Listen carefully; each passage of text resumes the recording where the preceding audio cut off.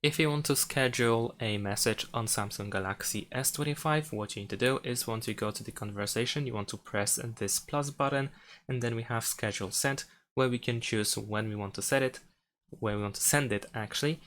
We can also pick date and time as well.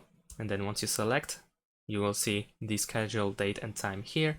And once you enter your message, you want to just simply send it, and then you will have this icon here that indicates that this message will be sent later.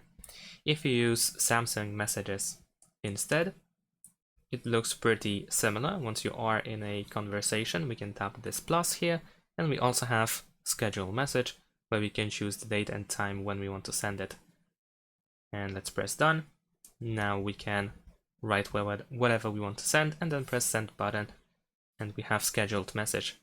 Thanks for watching, leave a like and subscribe to my channel, and see you in my next videos. Bye!